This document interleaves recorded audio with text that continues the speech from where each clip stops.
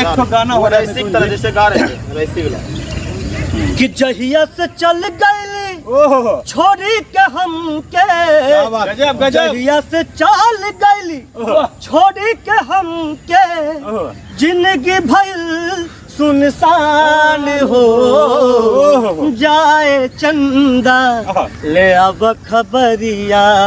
जाए चंदा ले अब खबरिया कैसन बारी हमर जान हो ए चंदा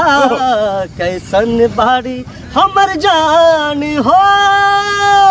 का हो मिथुन भाई तू तो गर्दा उड़ा देला क्षण भर जुदाई ना सहत रहली लड़का के याद आता पहले तो कोरवे में बाहों में सट कर रहत रहे अच्छा कि पहले कोरवे में हमरा रहत रहली क्षण भर जुदाई ना सहत रहली अब तब तो हार बिना कटला न रतिया हार बिना कटला न रतिया कैसे कही हमर जान हो जाए चंदा ले अब खबरिया कट गई कैसन बारी हमर जान हो।